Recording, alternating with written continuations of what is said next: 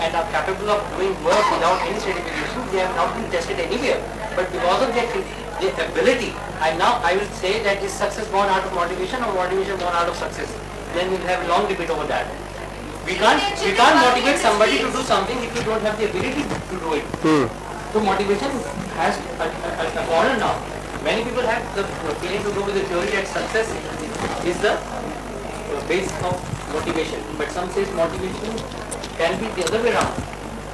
See, let's get back to the subject of creativity in classrooms. We are not here on assessments. We only took up assessments because assessments interfere with creativity. That's all. So to the extent that we feel that assessments should be devalued or should be put into a different form so that they are not threatening to people and they don't create any fear psychosis in the classroom, to the extent we should see that they are not given the type of importance that is given today even in the Beaconhouse system.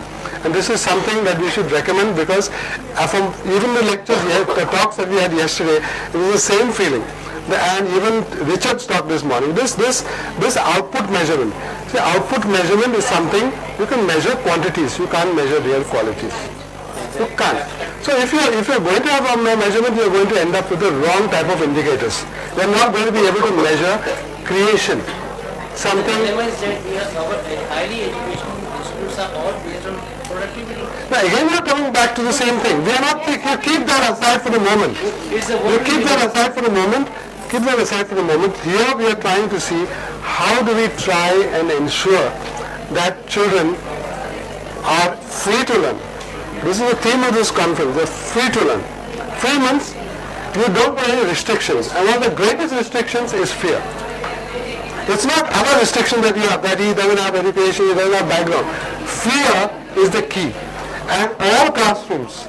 And we remain with this fear, because we got it in the first standard, we remain with that fear even when we finally sit for PhD examinations and all these. The fear remains even at that time.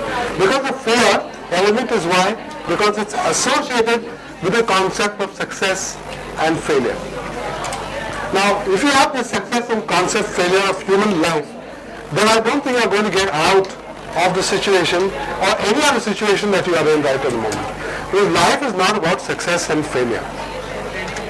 Life has never been about success and failure. It's about living, enjoying it, facing some adversity or whatever, but nobody has got the business to sit in judgment over your life to say that it was a success or a failure. You can tell them go to hell. Nobody has got that right. So you've got to get out of this failure and success business. If you remain with that, you're doomed. The only person who can assess whether he's been a failure or a success is the person himself. And it's not about the yardsticks given by somebody else. Because you can never really compare yourself with somebody else. You cannot compare his endowment with yours. Because you have from two different environments, different families, different experiences. You can't really compare them together. Don't even try and do it. But you can make the assessment in relation to your own dreams and your own ideals. We need to stop labeling our schools that they are failures for these just labeling. Yes, label it. For each one of them sitting in the class, I'm a failure. It is embarrassing for each one of them. We need to understand that each one of us sitting here is a different individual. That we need to value that different opinion. More than like this, you not say that you're a Yes, we don't do that. That's the quality of Beaconhouse. We don't label our students. See, there are certain things that are very extraordinary, because you don't label, you don't dismiss them, you don't humiliate them, you don't do anything. But you may do all this, and there still would be a tremendous amount of fear psychosis in the schools. And it's, as I said, it's not only for the students, it's also for the teachers, and it's also for the administration, because the administration is also being assessed, and as you said, all the time. So why has this? Because we are not in the business. We're not in the business of doing this at all. And why should we? We are interested. We are in the business of producing outstanding individuals who can't really be measured. You can't measure an outstanding individual. It's a class of himself. But we are all born that way. And they are all supposed to be outstanding individuals. But we don't end up that way. And the fault is where? Now we can put it here, we can put it there, we can put it there. But at some stage, if we begin to re-examine the things that we are doing and get group support from Beaconhouse, from our own colleagues and so on, we may be able to move forward. And sometimes some activities are good. As I said, this activity... Talking maybe, but socially, like obviously we live in a society. Break away from it. It's not that easy to you can bring it. Society will eventually accept. I think society even today society recognizes somebody who is a good singer. May not be an outstanding singer, but is a good singer, a good actor, a good player. So in India, 1 billion, 1.4 billion people, from all the 1.4 billion people who are playing cricket, eventually 12 people come out. Why? Not because they have gone through any examination system, but because in all these enormous cricket matches that are going on at state level, somebody suddenly emerges as a person who knows how to handle that bat very well. And then through that system he comes up. I don't see... Those 12 are the only good players? No, they would be. They would be. No, the point I'm making is, a useless fellow is not going to land up in those clubs. How did they manage? How did they come out through trial and there is some system which is nothing. Quality. The system is quality. Quality was tested. All these people are tested. It is. That is how things are made. That is how they are made. It's. You hold us not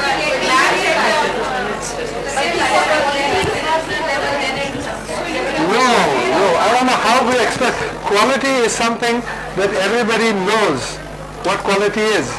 We don't need to define. Now, when this lady sang for us on the first night that we came, the Sufi singer, I don't have her name with me, but she kept us, enthralled for 2 hours. But everybody knows what that quality is. And you only begin to ask, why is it that we don't have 1,000 people of that kind in the city of Lahore? Why only one? I listened to a recitation of the Quran in Tehran, which was so astonishing. It went on for about 15 minutes. There was this young, handsome guy who was, I think, probably the best Quranic singer in the whole of Tehran, and he was invited for our conference. And we said, why can't we have, 100 people doing this? And he said, no, it can't, because we've got to, evaluate, we've got to do this. My personal conviction is that a person who has dedicated himself, linked himself to his talents, linked himself to the things that he or she wants to do, gets joy in doing it, is going to come up as a quality person. It's clear enough. I don't think we need big theories and things like that. I mean, it's going to come up. It's only that most of us feel in the end that instead of being a dancer and being an MBA, we opt for the MBA because of society. Idiots have done a lot of favor to most of the people. Idiots film has done. Ah, thank you. Amir Khan's movie, Theatre. I actually brought it with me as a... And Tare Zameen Par. Tare Zameen Par was also in relation to somebody who had some sort of a physical defect.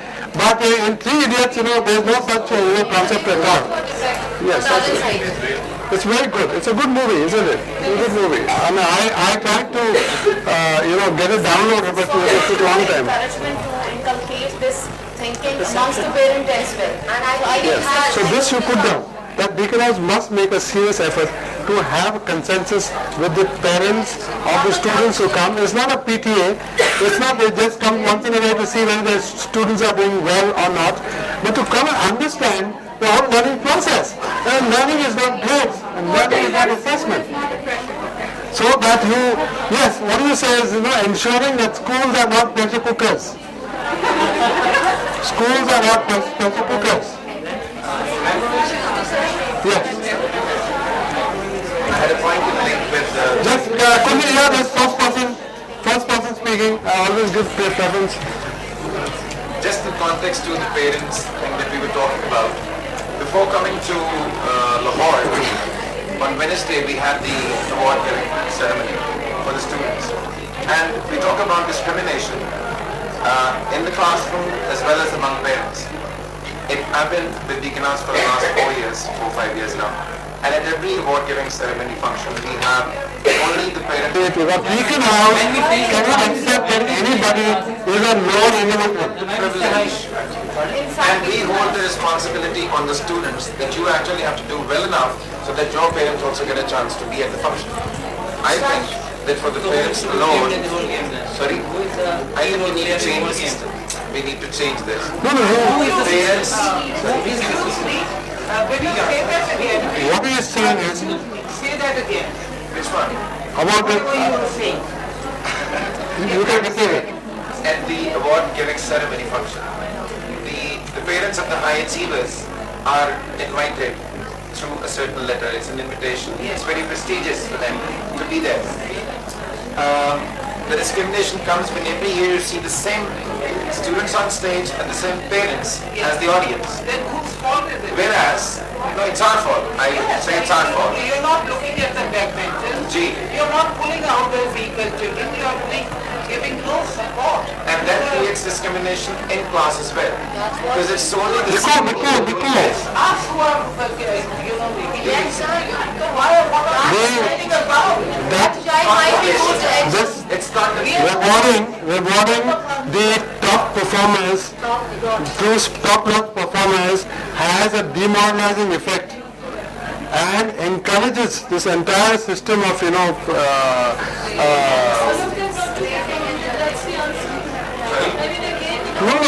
not academic performance. Why do you want to have only academic performance? Ceremonies and for the co-curricular activity, for example, a person is doing, for example, recently we had a singing competition in our school. And it was a wonderful blast, and I could see such faces who had never spoken a word in the class, outside the class. They were just, confined to themselves. And one of those two students, they just came up on the stage and they rocked the whole floor with a rap performance. It was really, really I could see a completely different person. He was so confident, so comfortable with what he was doing at that particular time. And there might be so many, and Beaconhouse is really doing, because we keep the co-curricular activities. And what he was saying, I'll just link to that, if we can have all these people who are doing good in singing competition, who are doing good in drawing, or we can have a session of parents inviting them. Your child has done good in this particular field as well. Alleviating that particular thing, or you should also come, and when we award those children in a sort of a ceremony. I think we should recommend that when they award every year, they award top performance.